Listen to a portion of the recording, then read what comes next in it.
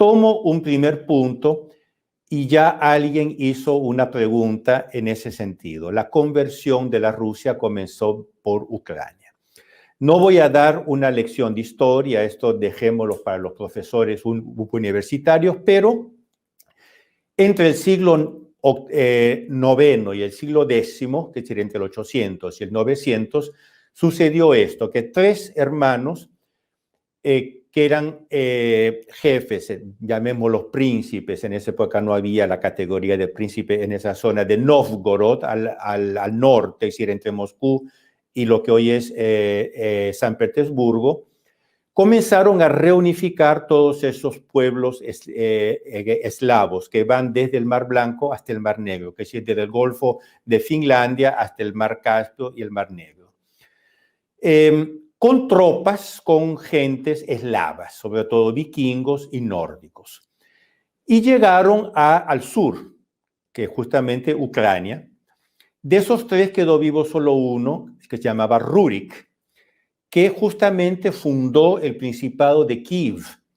Y desde Kiev gobernó toda esta región que se llamaba la Kievska Rusia, que quiere decir la Rusia de Kiev. Era Kiev, la Rusia de Moscú y la Rusia de Novgorod un poco más para arriba. Pero era gobernado desde Ucrania. Por lo tanto, cuando dicen que Ucrania fue hecha por la Rusia o que nació de la Rusia, la verdad histórica es exactamente el contrario. Es Rusia que nació de Ucrania, de Kiev. La princesa Olga, gran princesa de Kiev, y por lo tanto gran princesa de toda esta zona que era la Gran Rus, fue bautizada en Constantinópolis, 940-950, por lo tanto ya era católica porque estamos hablando antes del cisma de Oriente. Su sobrino, Vladimiro I el Grande, que fue gran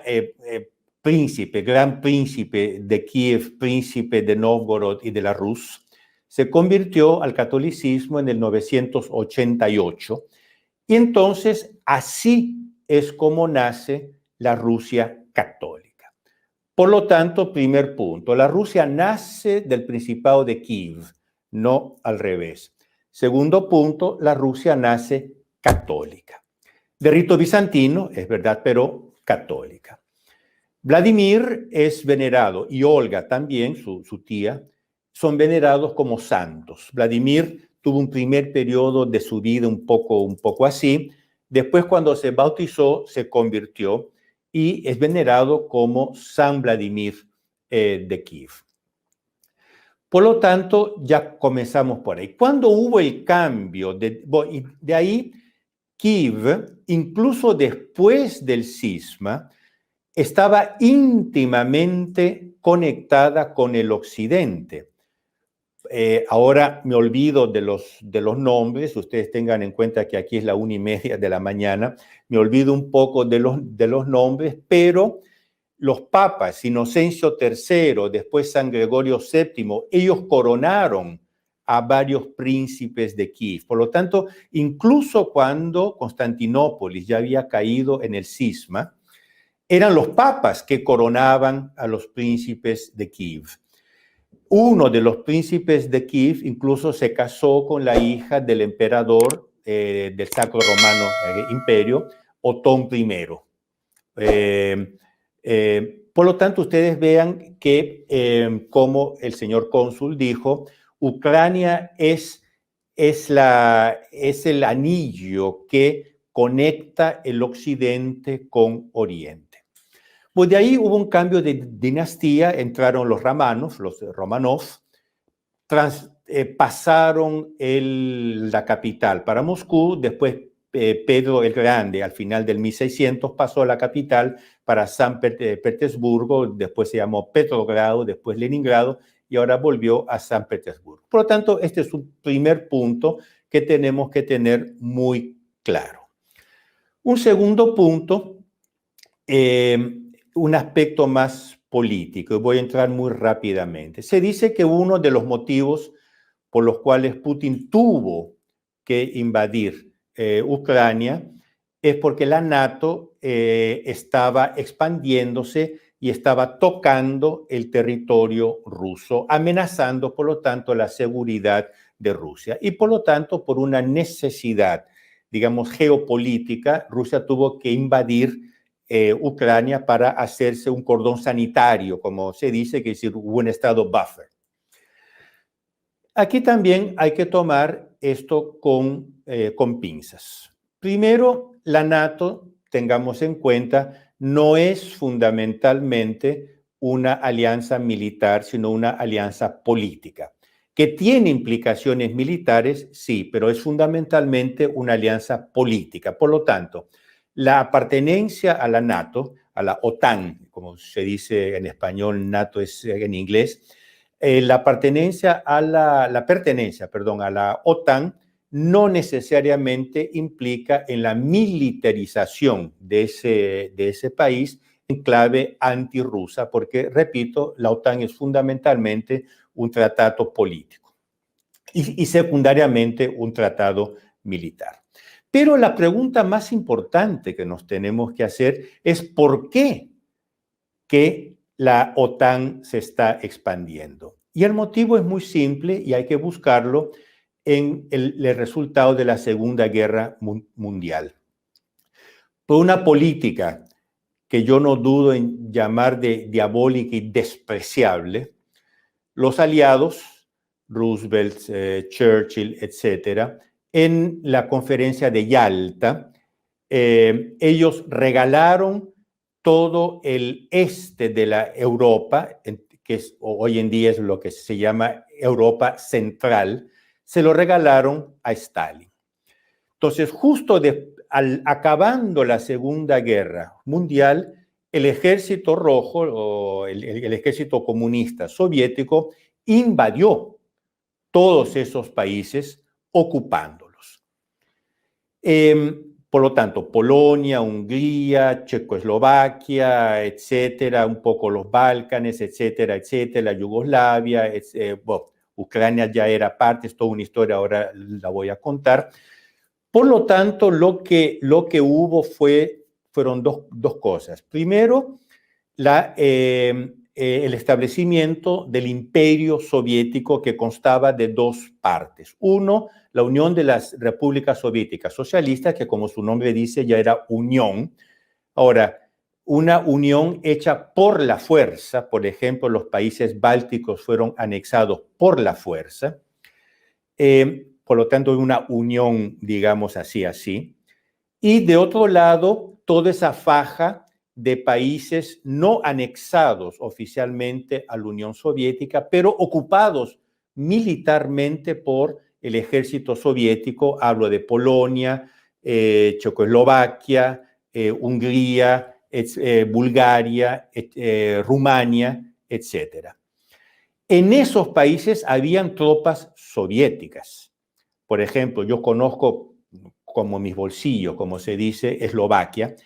Eslovaquia está separada de Austria por el río Danubio, el famoso Danubio azul, que después no es muy azul, que digamos, pero es dividida por el Danubio.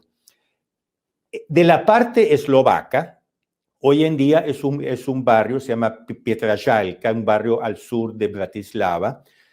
Todo ese barrio eran tropas soviéticas y estaban del otro lado del Danubio de Austria. Uno desde Austria, que es decir, desde Europa, uno podía ver las tropas soviéticas. Por lo tanto, no es una novedad que las tropas europeas se toquen con tropas soviéticas, con tropas rusas. Eso ya era así. Entonces, la situación hasta el año 89 era esta, era la Unión Soviética ya formada por la fuerza, con la anexación forzada de tantos países, después con la ocupación, ya quien habla de ocupación ya dice que es una cosa forzada, de toda esa faja de la Europa central, con la presencia de tropas. Y hay de quien se rebelase. Recuerden la rebelión de Budapest en el 55, recuerden la rebelión de Praga en el 68, fueron aplastadas por los tanques soviéticos. Por lo tanto, lo que dicen que la OTAN nunca se ha tocado con la Rusia es totalmente falso, porque se han tocado por 50 años. ¿Qué es lo que pasó? La Unión Soviética comenzó a desmoronarse ya antes del 89, y a las tantas oficialmente acabó en el 92. De esos países surgió un inmenso descontentamiento. Esta es la palabra que tenemos que ponernos aquí. Esos países eran países oprimidos por los rusos soviéticos. Entonces, cuando se libraron de la opresión sanguinaria soviética, ruso-soviética, naturalmente, ¿para dónde vieron, para dónde miraron? Para el oeste, para Europa, para la OTAN. Es una cosa natural. Ustedes piensen en, por ejemplo, Ucrania. Ucrania, ustedes no saben si, yo no sé si conocen lo que fue el Holodomor.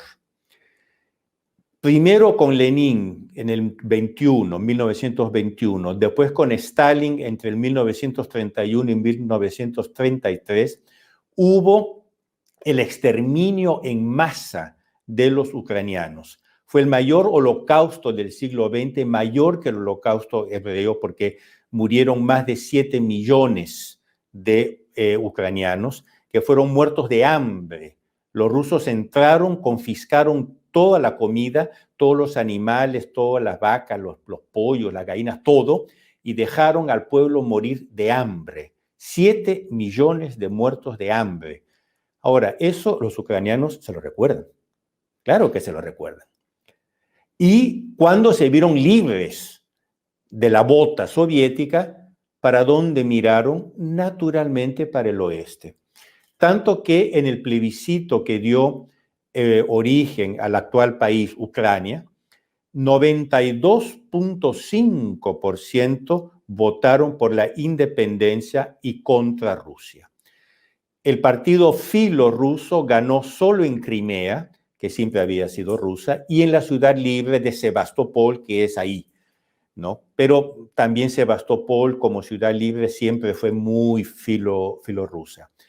La independencia ganó por mayoría, pero aplastante, incluso en el Donbass. Por lo tanto,